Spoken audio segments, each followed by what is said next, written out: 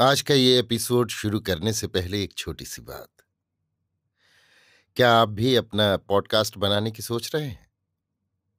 तो anchor try कीजिए। ये पॉडकास्ट बनाने का सबसे आसान तरीका है। नंबर एक, ये फ्री है। नंबर दो, इसमें कई सारे ऐसे टूल्स हैं जो आपको अपने फोन और कंप्यूटर पर रिकॉर्ड और एडिट करने की फैसिलिटी देते हैं। नंबर तीन, आप अपने पॉडकास्ट को डिस्ट्रीब्यूट भी कर सकते हैं, जिससे इसे स्पॉटिफाई और दूसरे प्लेटफॉर्म पर सुना जा सके। तो डाउनलोड कीजिए फ्री एंकर ऐप या विजिट कीजिए anchor.fm पर अपना पॉडकास्ट स्टार्ट करने के लिए। ये तो थी एक छोटी सी जानकारी, और अब शुरू करते हैं एपिसोड का सिलसिला। तो आज के एपिसोड में लीजिए सुनिए सूर्यकांत त्रिपाठी निराला के लिखे उपन्यास भीष्म का षष्ठ परिच्छेद दुर्योधन का हठ, मेरी यानी समीर गोस्वामी की आवाज में। बड़े कष्ट से तरह तरह की विपत्तियां झेलकर ईश्वर की इच्छा से पांडवों ने 12 वर्ष का वनवास और 1 साल का अज्ञातवास पूरा कर लिया। अज्ञातवास इन लोगों ने विराटपुर में पूरा किया था। वहां एक घटना ऐसी हो गई कि उससे कौरवों को पांडवों के रहने के संबंध में शंका हुई। विराट राजा अपने साले के प्रभाव पर राज्य करते थे। वो कीचक था। वीरों में उसकी शूरता की बड़ी धाक थी। वो द्रौपदी पर मोहित हो गया। द्रौपदी विराट की रानी की दासी होकर रहती थी। द्रौपदी ने कीचक को बहुत समझाया, भय भी दिखाया कि 5 गंधर्व मेरे स्वामी हैं।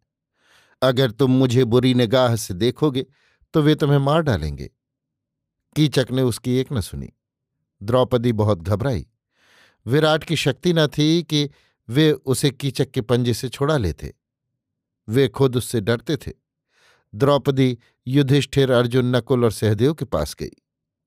ये उस समय अपना नाम बदलकर विराट के यहां नौकरी करते थे। इनमें से किसी ने द्रौपदी की पुकार पर ध्यान न दिया। सबको डर था कि कहीं दुर्योधन को पता लग गया तो 13 वर्ष और मुसीबत झेलनी पड़ेगी। सबने द्रौपदी को समझाया, पर कोई उपाय न था। कीचक रोज उसे सताता था। अंत में वो भीम के पास गई। भीम उसकी रक्षा करने के लिए तैयार हो गए। बड़े भाई की आज्ञा की भी उन्होंने अपनी इज्जत के सामने बिल्कुल परवाह न की। वनवास के लिए भी उन्हें चिंता न हुई। वे कीचक के पास जनाना वेश में द्रौपदी का बहाना करके गए और उसका संहार किया। खबर जब दुर्योधन को मिली कि कीचक मारा गया, तब उसे पांडवों के विराटपुर रहने का संदेह हुआ। उसने विराट नगर पर चढ़ाई की, उसे घेर लिया। अर्जुन और भीम ने भी उसकी सेना से लड़कर विराट की गऊएं छुड़ा लीं। सबको मालूम तो हो गया, पर तब तक पांडवों के अज्ञातवास के दिन भी पूरे हो चुके थे। इसलिए दुर्योधन की आशा अधूरी रह गई। उधर विराट को जब पांडवों के अज्ञातवास का हाल मिला, पांडवों से परिचय हुआ, तो मित्रता का भाव और बढ़ गया। अंत में मित्रता रिश्तेदारी में दाखिल हो गई। विराट की लड़की उत्तरा के साथ अर्जुन के पुत्र अभिमन्यु का विवाह हो गया। पांडवों की विपत्ति के दिन इस तरह से पूरे हो गए। वे अपने नष्ट राज्य का फिर से उद्धार करने की फिक्र में लगे। युद्ध की तैयारियां होने लगीं। कृष्ण से युधिष्ठिर ने राय ली कि अब हम लोगों को क्या करना चाहिए।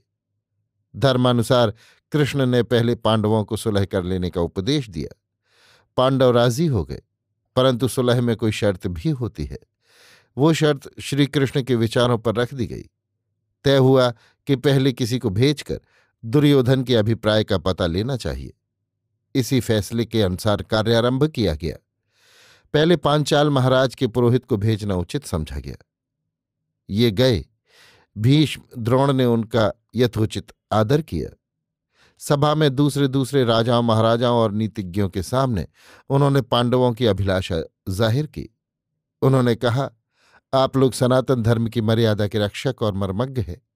मैं आप लोगों को पांडवों की राज संबंधी इच्छा सूचित करता हूं।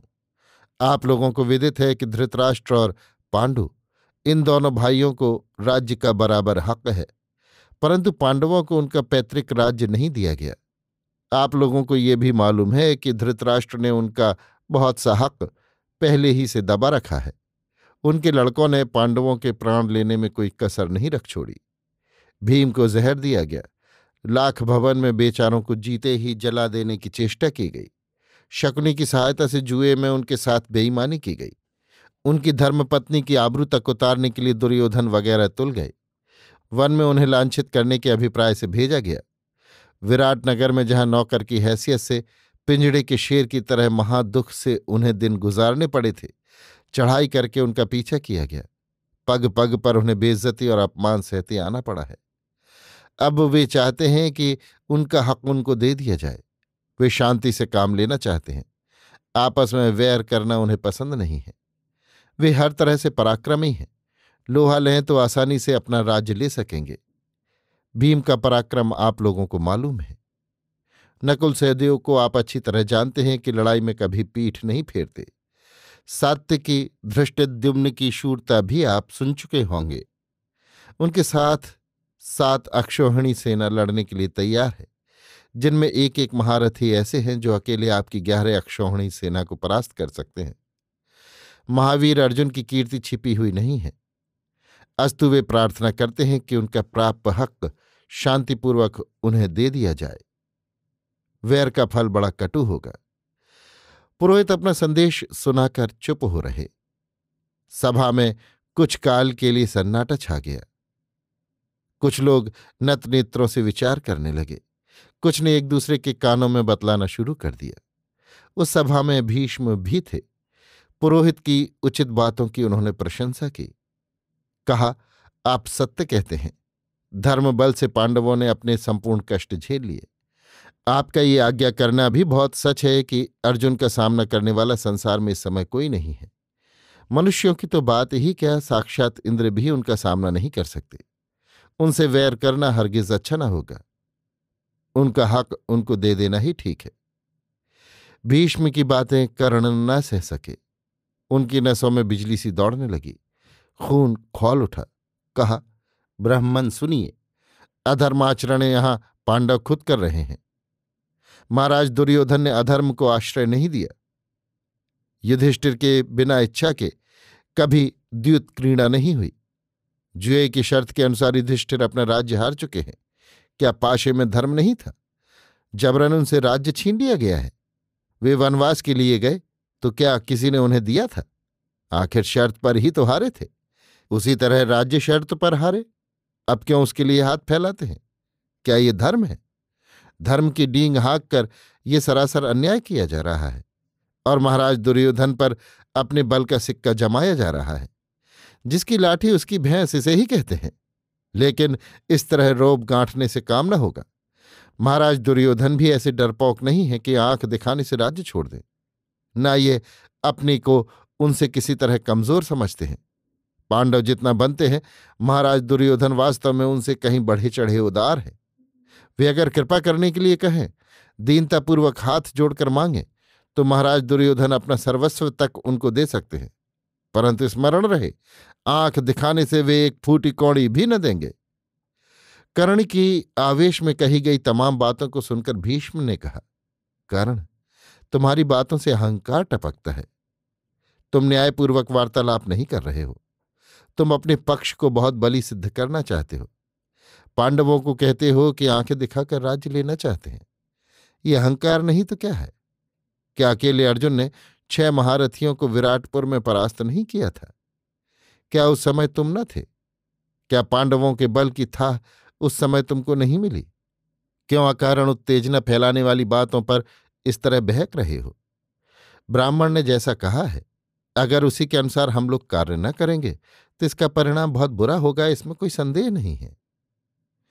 संधि के प्रस्ताव पर कई दिनों तक बहस होती रही, परंतु कुछ फैसला न हुआ कि क्या किया जाए। भीष्म और द्रोण आदि कौरवों के सच्चे हितैषियों की तो शांति स्थापना की ही इच्छा थी, परंतु कर्ण और दुर्योधन आदि का इस ओर जरा भी रुख न था। वे बिना लड़ाई के एक बिस्वा जमीन भी नहीं देना चाहते थे। कई रोज तक सभाएं हुईं। रोज इस प्रश्न पर तर्क और वाद विवाद होते रहे। एक दिन धृतराष्ट्र के दरबार में कर्ण ने कहा, महाराज, ये तो आपको मालूम ही हो चुका है कि न्यायानुसार पांडवों का कोई हक नहीं रहा। जिस राज्य के लिए वे इस समय त्योरियां बदल रहे हैं, उसे क्या वे दांव पर रख नहीं चुके? रही पांडवों से डरकर उन्हें जीता हुआ हिस्सा देना, सो इसके लिए मैं आपसे एक निवेदन करना चाहता हूं। भीष्म और द्रोण को जिस महापुरुष ने अस्त्र शिक्षा दी है, वो मेरे भी आचार्य हैं। वे ब्राह्मणों के सिवा दूसरे को धनुर्विद्या नहीं सिखलाते थे। मुझे उन्हीं से शिक्षा प्राप्त करनी थी। उनके जाति संबंधी प्रश्न पर मैंने झूठा उत्तर दिया। इस तरह उनसे धनुर्विद्या सीखी है। शिक्षा पूरी हो जाने पर उन्हें मेरी जाति का पता लग गया। उन्होंने मुझे शाप दिया, परंतु मेरी सेवा पर संतुष्ट हो मुझे वरदान भी यथेष्ट दिया। उन्होंने मुझे कुछ ऐसे अस्त्र दिए जिनका प्रयोग मैं करूंगा तो अर्जुन किसी तरह न बच सकेगा। अतः पांडवों का भय दूर कर दीजिए। कर्ण की आत्म प्रशंसा से भरी इस तरह की बातें सुनकर महावीर पितामह भीष्म से न रहा गया।